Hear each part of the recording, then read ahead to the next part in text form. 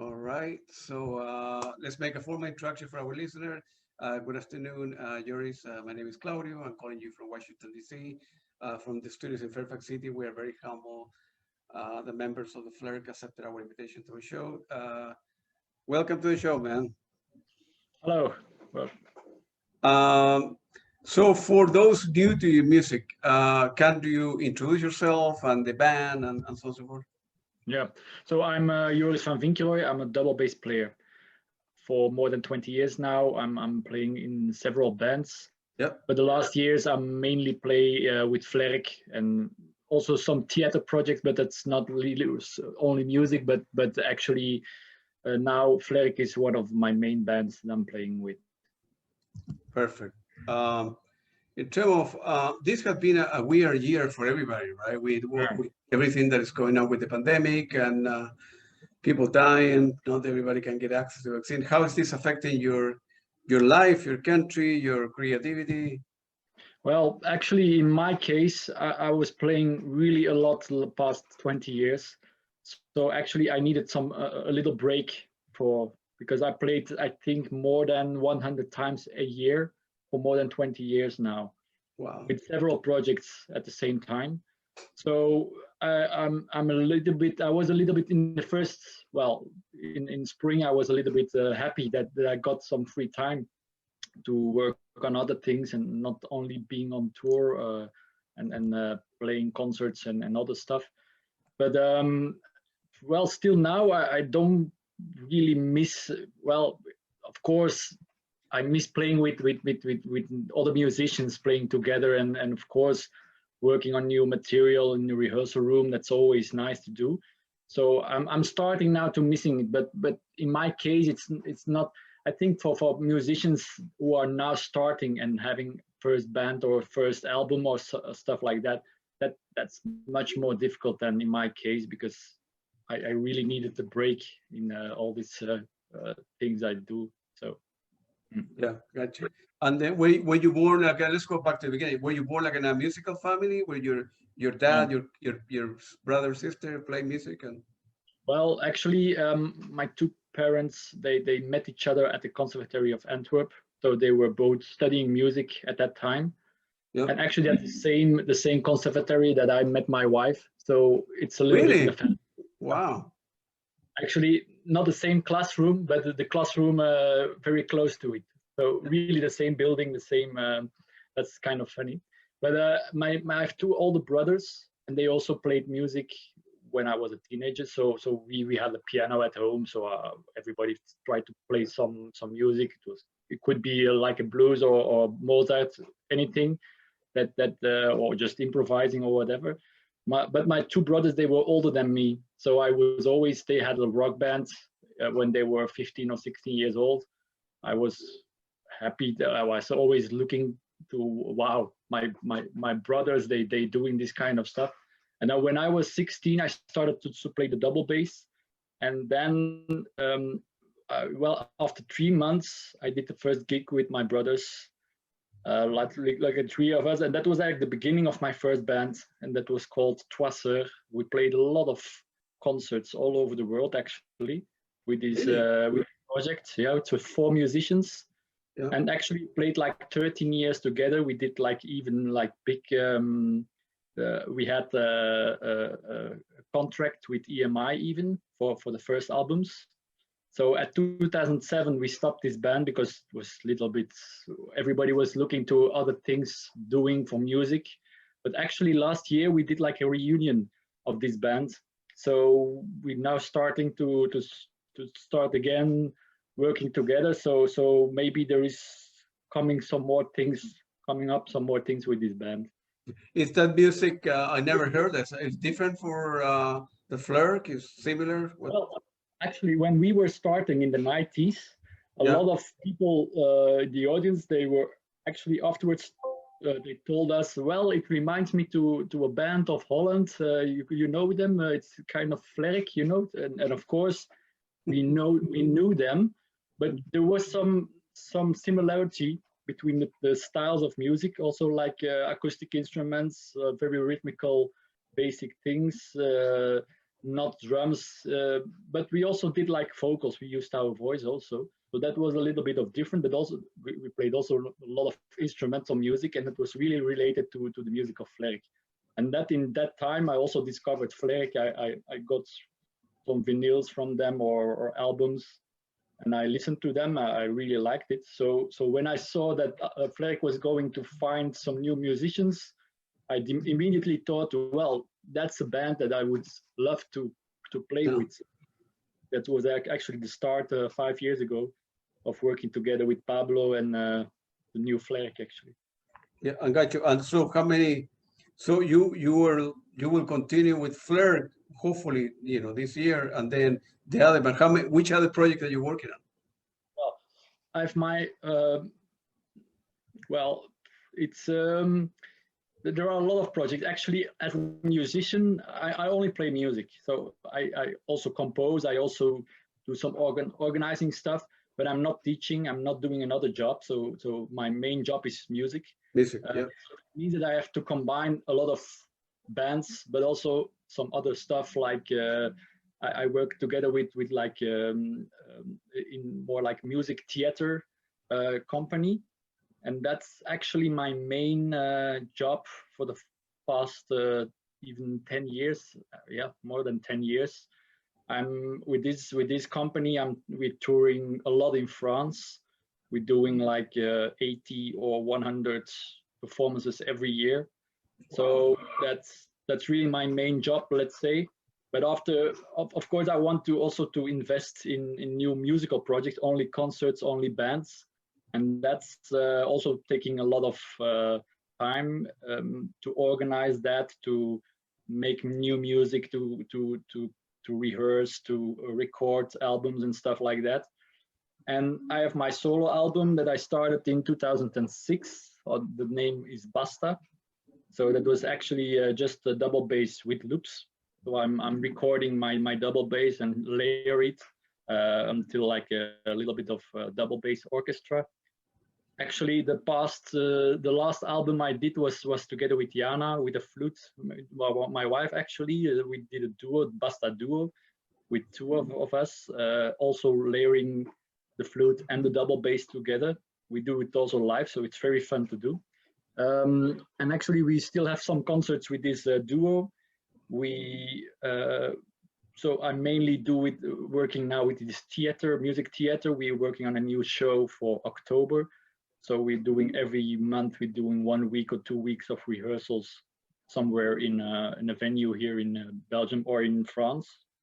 And then we have Flairck, of course. And then we're starting now with this reunion with my first band, with my brothers, Troissoeur is called. And then sometimes I'm playing also with some other bands like Ola Vogela, that's a band from Ghent. It's a band from Wouter van den Abela. We're working a lot together. He's also like a composer of new music, more into world music. And actually we found, like say a company 8 years ago, and that's called Cluster. Cluster was my idea to work together with some composers and to try to promote our music more international, and also do some help for developing new music and new projects. And Cluster is actually also found, we also have funding from the Flemish government. So that's quite getting more bigger now. We can do a lot of things every year. But of course now we were just waiting to play new concerts. But, until hopefully with the pandemic. My work, let's say. Yeah, I got you. All this recording that you mentioned with your brothers and the other, I know Cluster because Pablo mentioned he sent me a link to Cluster and say, check it out. And then they were like a 2 or 3 minute video, and they were very good bands there. Yeah. Well, it's really my idea to combine, to work together with some bands I really like, but also with composers in the same spirit as mine, or kind of Flairck kind of music. It can be like more world music, but it also can be more contemporary.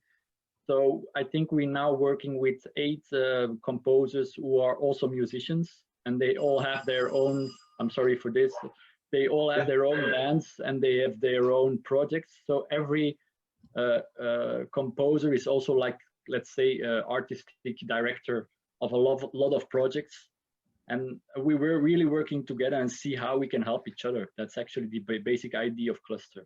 Yeah, that's great. Were you, when you joined Flairck, was Eric Visser still in the band, or he left before that? No, at that point, it was Pablo who was contacting me and was asking if I wanted to join the band. And that was actually 1 or 2 years after that the last tour was with Eric Visser. So I think they did like a big tour in 2014 or something. And then I got in contact with Pablo. So I met Eric Visser a few times, but we only, well, it was not that we worked together on stage, or we never played together on stage. Yeah. And Eric is completely retired now, or he's playing with other? Well, I think he's more or less, he stopped playing. I think maybe he's doing some teaching. That's what I heard from Pablo. Actually, the only thing that I know from him is things that Pablo tells me, because I have no direct contact with him. Oh, I see. Yeah. We had like some contact with Peter Wekers, because he was helping us in the beginning of the new Flairck, just to work with us and see how to do things on stage and stuff. So with Peter Wekers we had more contact. We talked more about music, about other things. With Eric Visser, it was more Pablo who had the contact with him. I get you. Pablo also mentioned that another band that you were a member of, I think it's Aranis. Yeah. And I look into I think a YouTube last week, and very good stuff.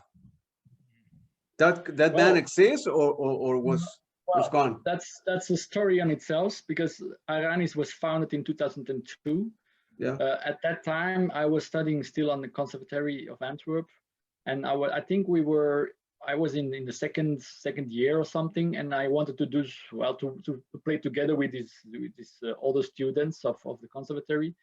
We started with playing some music of Piazzolla. We really liked it because it was kind of energy, like really rhythmical music. And then I started to write music for this combination of students. Also, we played it on the Conservatoire on examinations and stuff.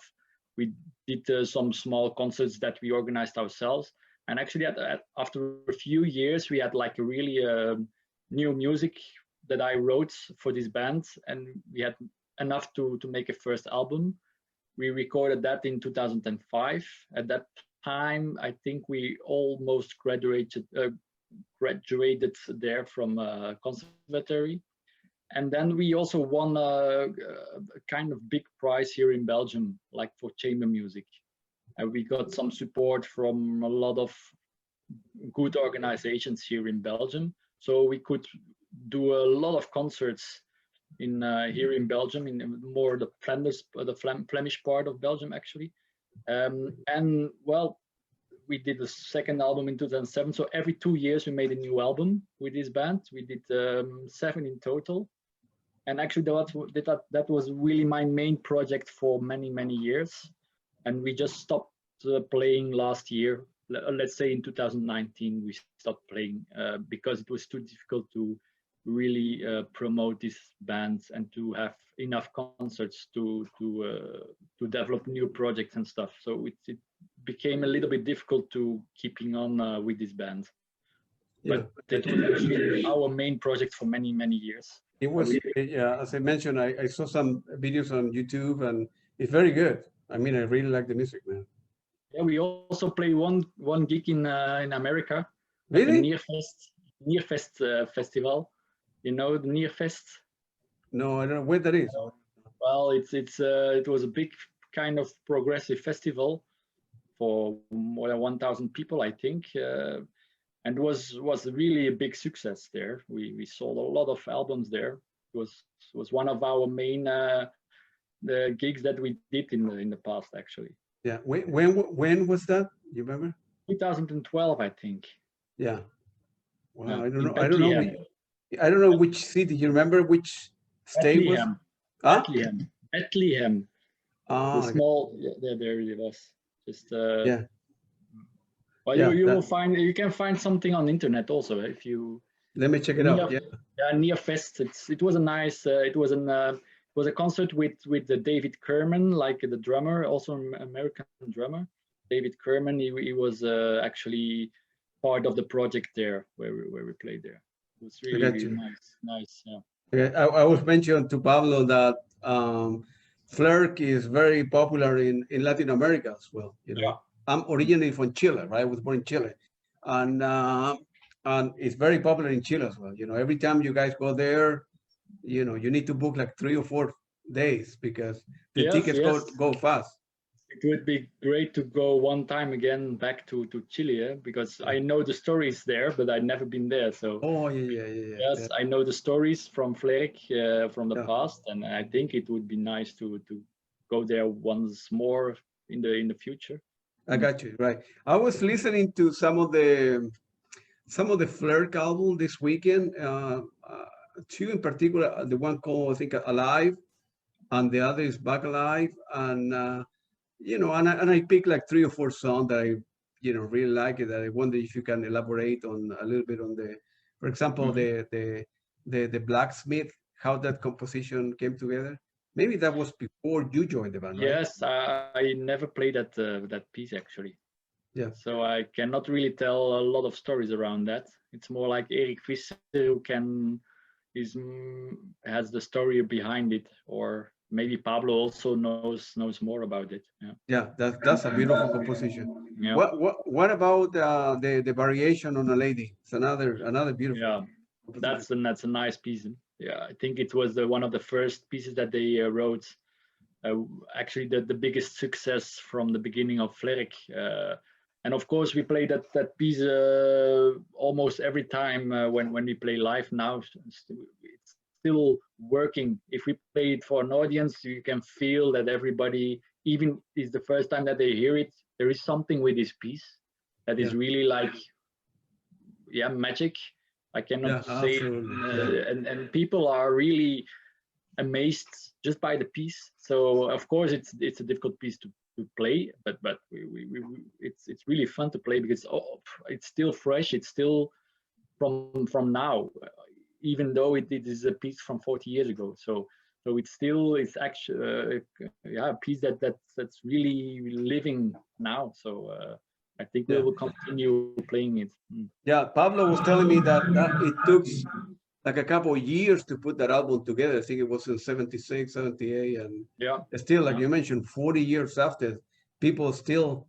You cannot do a concert if you don't play a Flairck concert if you don't do the piece. No, but I like to do it because that's you can, with all these pieces, even if you play it more than 100 times or even more, you always try to find something new within and then you try to make it lively at that moment. So for me, there's really no problem because also it's just a very nice and a very good piece. So I completely agree. The other that song that I want to bring it to your attention is the Immigrant.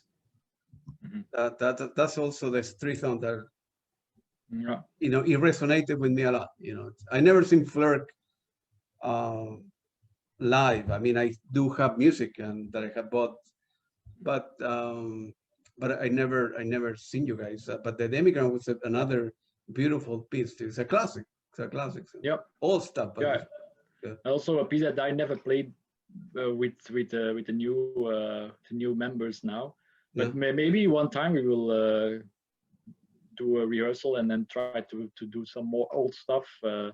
But we're now more focused on doing some new things. So, but of course, the good pieces of the past, we will maybe work on it one day and try to put it in our program.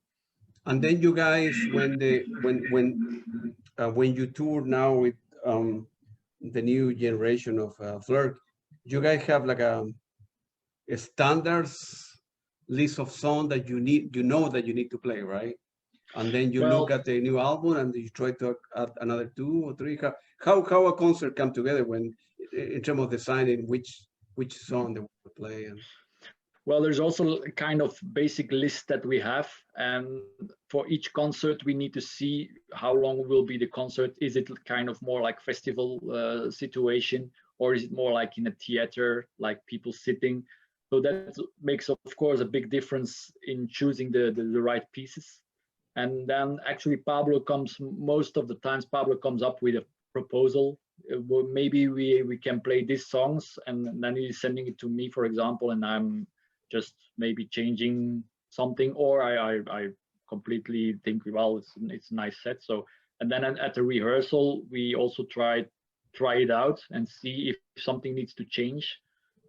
But every concert is a little bit different. But of course, if we do like several concerts in theaters, like really in concert halls, and maybe if there's only like a few days between them, then the set list will be more or less the same.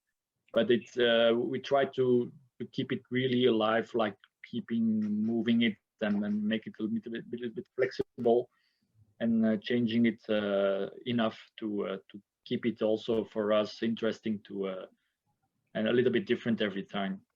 Gotcha. With Flairck, how many gigs you do? You did last year, remember, or the 2019? Flairck, actually, the last year, the most of the concerts were cancelled or just moved. It was the idea to go for almost 20 concerts last year. Now these 20 concerts moved to this year, so that's more or less what we try to do. To just keep on the rhythm of playing concerts. I think 20 concerts is a good rhythm to keep on nice energy, to keep the energy also to come together to rehearse new music and stuff. Yeah, so, because then you need to make time to play with your brothers too and the other bands that you need to allocate your time with different. That's always a big struggle to these agendas. Bringing together, everybody has his work or other projects, and you need to find time together to rehearse and to work on new music. So that's always a struggle. But of course, that's part of the job. It's like it is. So my agenda is kind of, it's not very nice for the others, I think, because sometimes I'm just a week in France. So I'm not here. I cannot come together with the others, and that's sometimes annoying for them, I think. But it's like it is. So cannot change that. Yeah, plus because all of you play in different bands, so sometimes put an agenda together. You can do, instead of the 20, maybe you can do 18, but the other two, somebody else need to pick up the slack and replace you. But for the concerts, it's not like a big problem. Most of the time, of course, it sometimes happens that we cannot play a concert because of one person is not able to play it. But we also have like different possibilities now because we have two violins. If one of them is free on the proposal of the concerts, then we already confirm the concerts. We cannot always wait until the two are free. So we can also play with 4 if really necessary. Of course, we prefer to play with 5, but there is some flexibility there for the violins. For the other musicians, well, it's always like seeing, okay, can we move the concert maybe to a day that everybody's free? But until now, it was not really dramatic. We could always find a solution for that. And then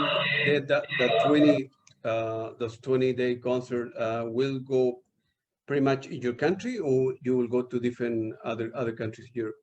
Well, in the case of Flairck, we did mainly concerts in Holland. Like that's not Belgium, and so that's the north, the country in the north of us, of Belgium. But we also played concerts in Portugal, Germany, Mexico. We did a tour. So Flairck is kind of international. And now there was a proposal for a nice festival in France in summer. So, and of course in Belgium, because we live here, we can. But Flairck is not that well known here in Belgium. They are more. Really? No, in Belgium, not really. So, of course, the older music lovers, they know the band, and of course everybody who has like a collection of vinyls for more than 50 vinyls, there must be one Flairck album included. But if you just mention the name in the Netherlands, it's like the northern the country where Flairck was really big, and also the original members were from there. If you mention only the name from everybody's more than 40 years and knows a little bit of music, they say, of course, the Flairck is big, but in Belgium it's not like that. So we need to build up a little bit here. But of course, well, it's like it is.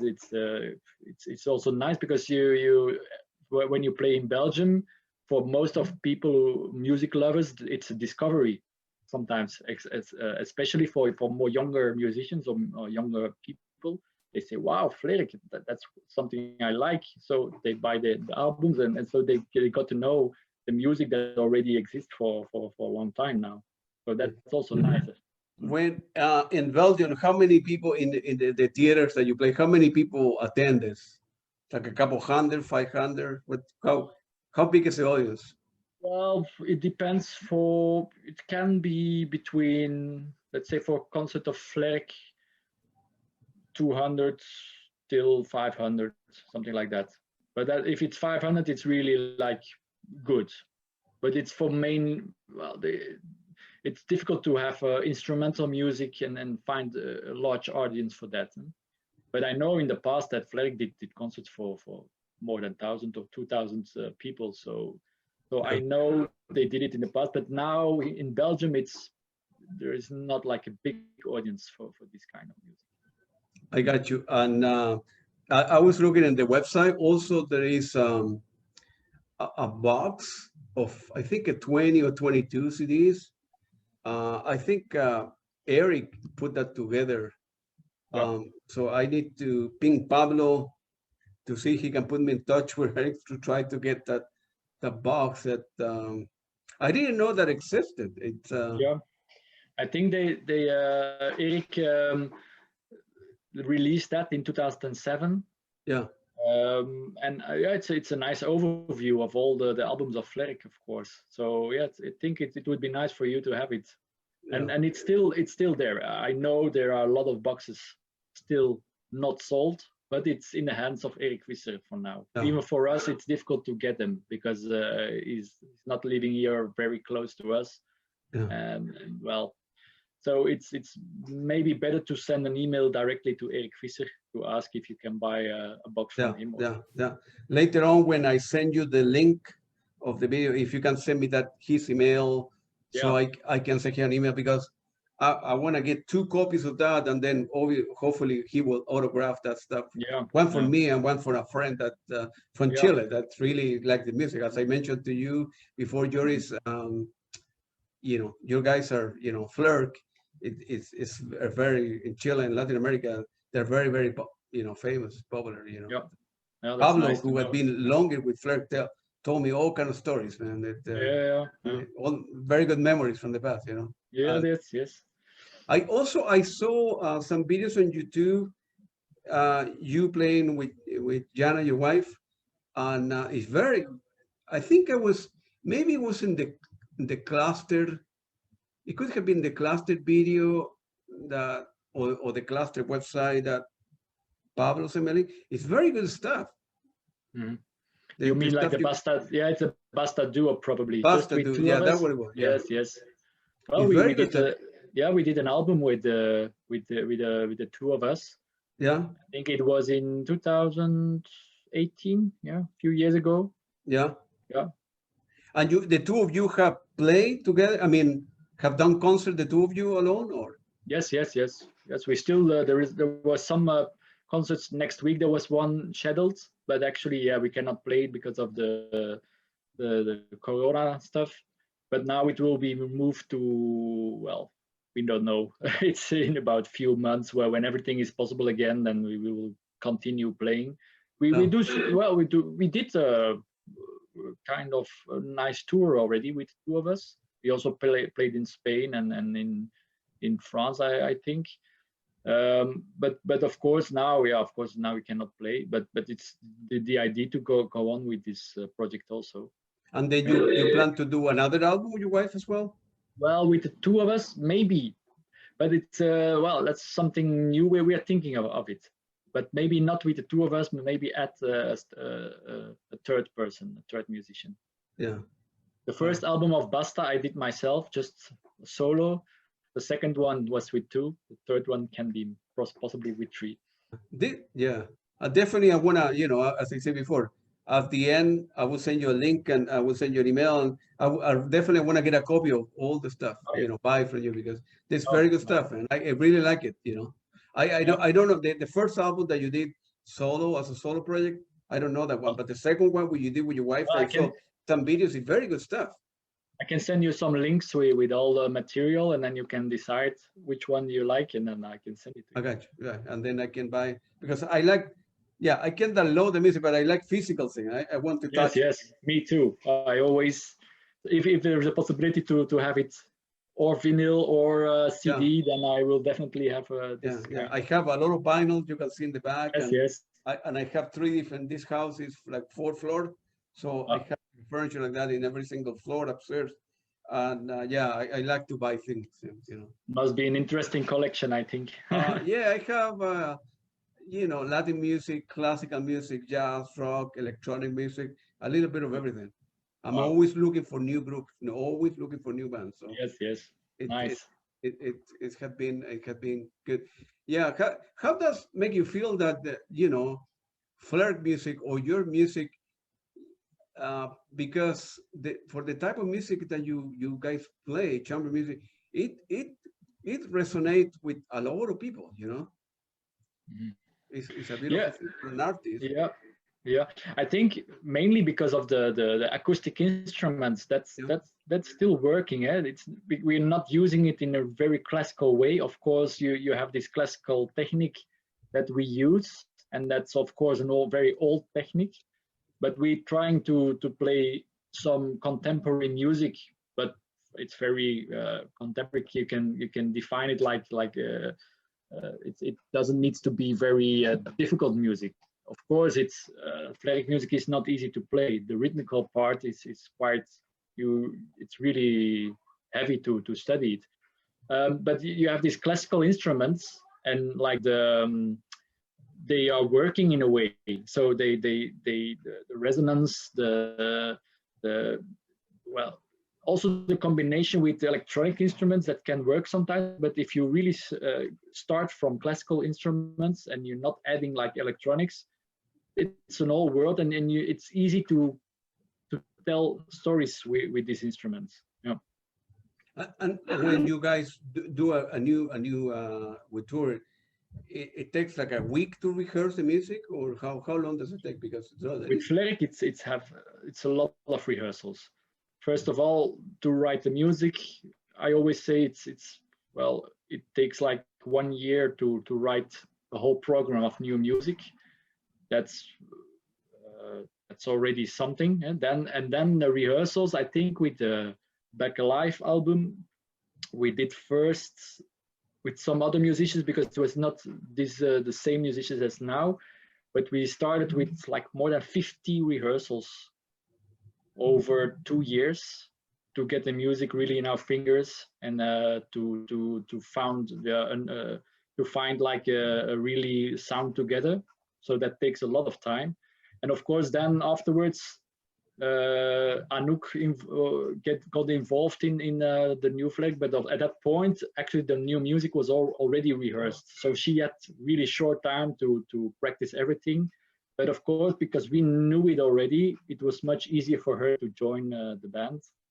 And Jeroen, of course, he had already a history with the old Flairck. So for him, it was also easier to get in the new music. But it takes a long time, yeah, to develop the new music, 1 year, and then to really go somewhere. And I think at the moment that you really have a band that is working well and doing a lot of concerts, at that point it can go much faster. But to really found a band in the beginning, that takes a lot of time. Yeah. And then Pablo mentioned that you guys plan to do work in new material to put a new album together next year. I mean, Yes. 21 or 22? We're now working on we're now thinking about new possibilities. And we're now trying to see which direction we can go. It can be a collaboration with maybe another band. It can be or another artist, or just new music with the five of us. We possibly go for different possibilities that we can work on, and then we can maybe play different programs at the same time here in Europe or maybe somewhere else. That's the idea. Which, besides your music, what kind of other musician in chamber music or in different areas you admire, for example? What kind of music do you like when you're not doing your own stuff? What do you listen to?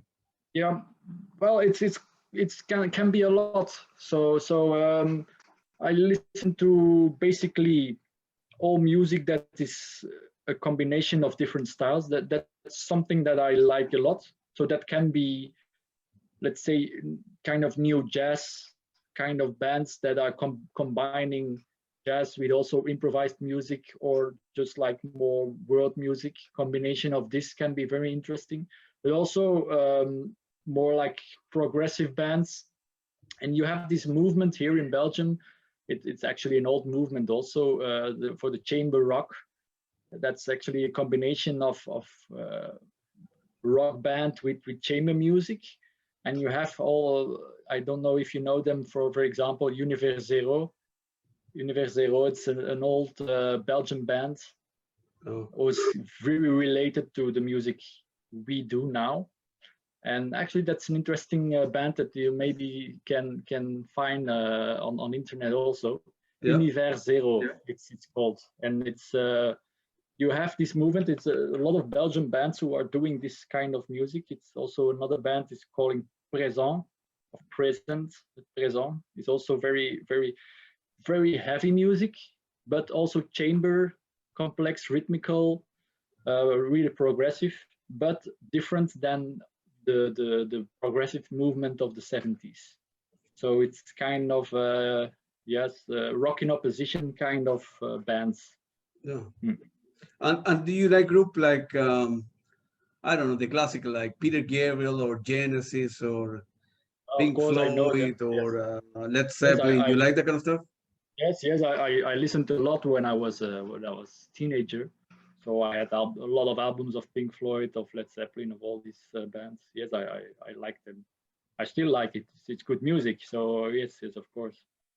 You at home, you know, do you are into the habit of practice every day, or yes, play every day? Yes, for the double bass, it's necessary to practice every day. Otherwise, you're losing some technique. So I'm trying to practice every day 2 hours at least. And then of course I have the rehearsals with bands. That's on the top of that. I just need to do it to keep my fingers sharp. Keep the energy sharp. That's it. Yeah. Yeah. Because you get rusty if you don't. I suppose that you're rusty. Plus, if you have the opportunity to play with any musician in the world, who you would like to play with?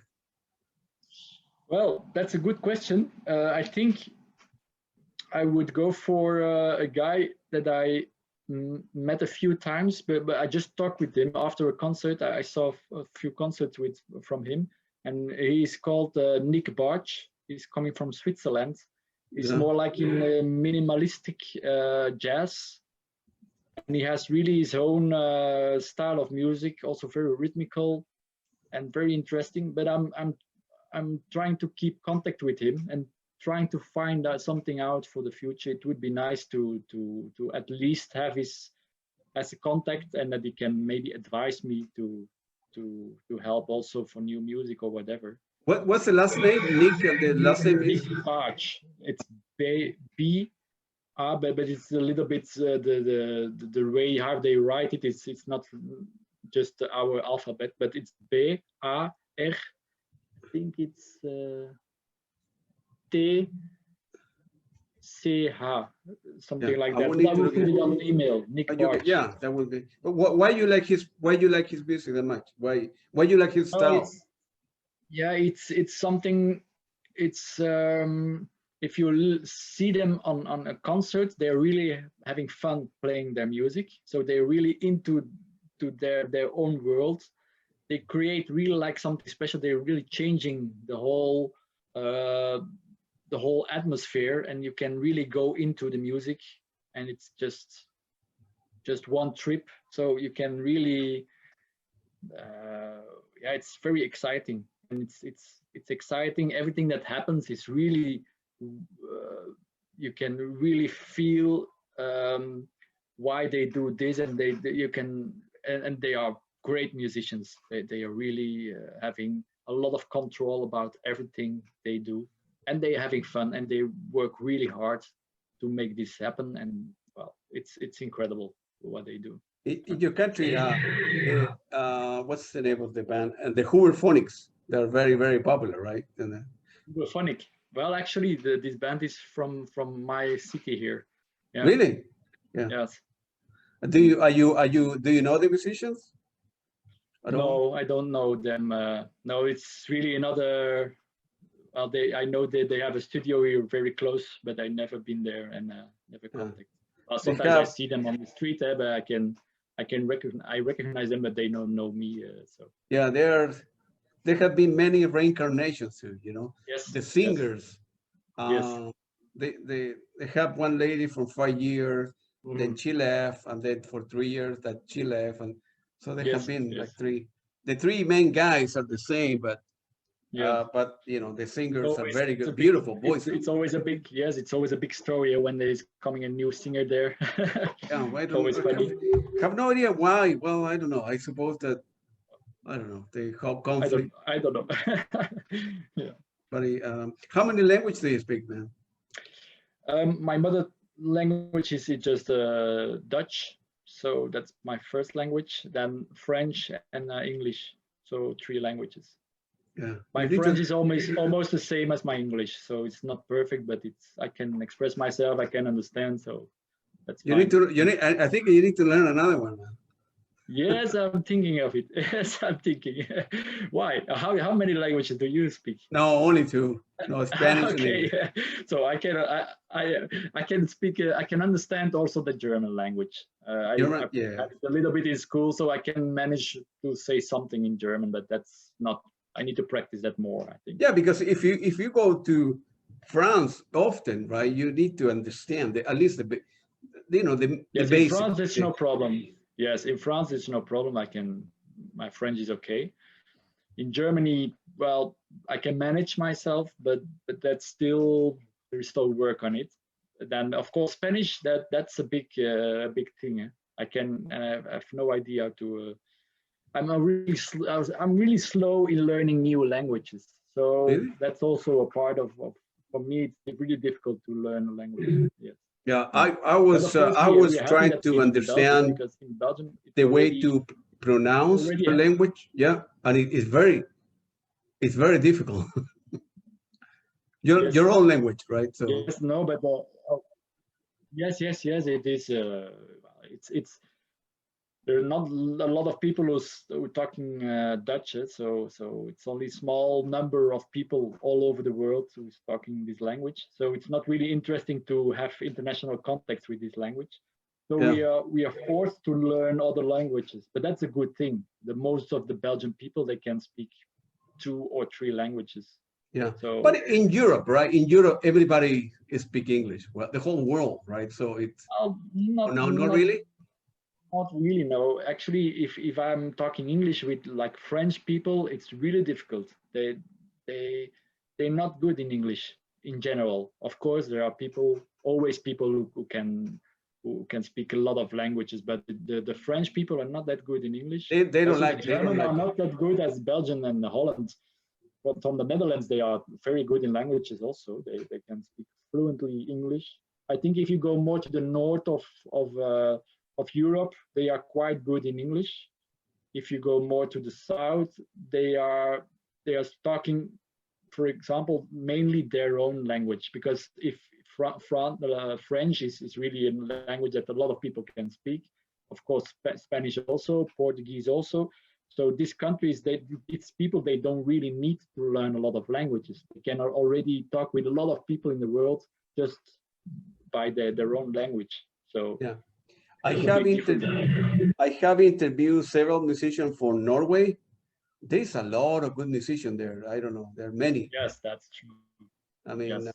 I think all these countries in the north, Norway, but like also Sweden, Norway, Denmark, Sweden, Denmark, Finland, they have Finland, yeah. incredible good music. Yes, that's true. Yeah. And here in the United States, not many people know the music, you know. I mean, for what I do for the radios, I'm always looking into Spotify, and Spotify looking new bands. And a lot of people, I found that the music in Norway, that I really like the stuff. Very, very good. Yes, very good. me too. Very, yes. very good music. So We what also are have your? a very strong. Go ahead. No, tell me. No, go ahead. Yeah, no, but what you have in Norway and then for Scandinavia in general, so there's the northern countries in Europe, they have a very strong tradition. Also, like traditional music there is very well worked out, also on a very high level. And also the combination with this traditional music together with like jazz music, it's on a very high level, and that's very interesting. And they have really their own way of creating music, and also their own way of making sounds and stuff, and that makes it very, very unique and very interesting.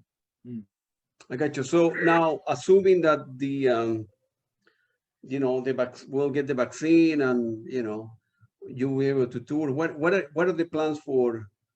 Well, if we don't know if, at least here in the United States, if they're going to come back to normal this year or next year. Most of the band that I talked, they say, yeah, during the summer, right? June, July, August, September. But in reality, they may not happen until next year. So what are your plans for you to tour? And now the idea is that we just start from the moment that is possible. So it's not in our hands. So we have to wait from the government to decide, okay, we can still already organize some small concerts. It will start maybe with some small concerts. That's a good thing for us because we can play for small audience, even for 50 or 100 people. That can be a very nice concert.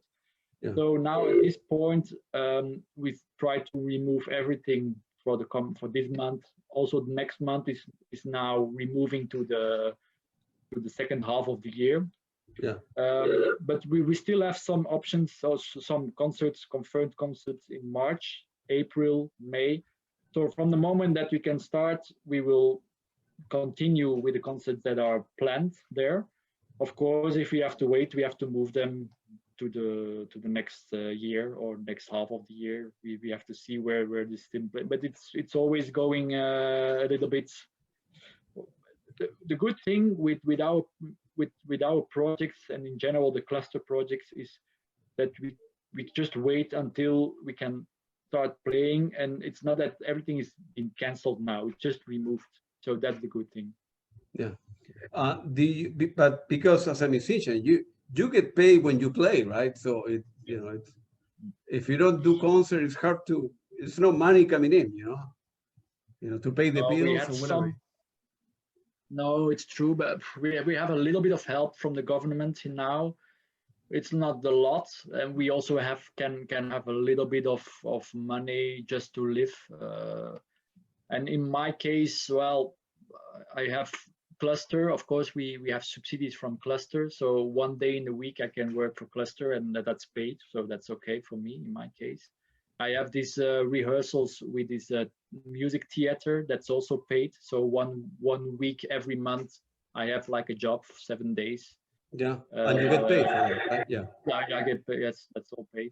So I have in my it's not really my problem now. I also have like some research that I'm doing now, and I got some funding to do this for the next year. So for the next year, for me, it's fine. Actually, with all the rehearsals I have, with the work for cluster I do, with this funding that I have for this research, I have enough to live. But of course, that's not for all musicians. I'm happy that I'm. It's a little bit of well, it's just a good moment now for me. I don't really need all the concerts at this point. Yeah, it's the same for your wife. Your wife, she play with other bands as well, but other groups, or? Well, she's more like teaching now. Teaching, Since last year, she got like she's doing a lot of. She's actually writing a lot. She's a lot really with literature and poetry. She's working a lot, and that's where she's teaching now. So that gives her like a basic income. And of course, she has some of projects that she's doing with musicians, but also like with the poems and stuff. So both together we're doing fine. So there is no big problem for us at this point. Yeah, other musicians cannot say the same. You know, other musicians are struggling. Oh, I know. And I'm really trying to, if I see like other musicians, colleagues, we try to see what we can do for each other to help each other and see how everybody can still live in a more or less normal way until everything is normal again. Gotcha. And where our listeners can buy your music. Feel free to mention the website and Flairck and all your project too, so we can. Well, the easiest way is to Bandcamp, of course. So Bandcamp, Flairck, that's the good. But our label is Home Records Home Records BE. So that's our label, and they have mostly all of my CDs, I think, from the past 10 years. So I think that's a good website to have a look and have a listen. But there is also in America Cuneiform. You know them, Cuneiform. They also released, or they just have it on their list on the catalog.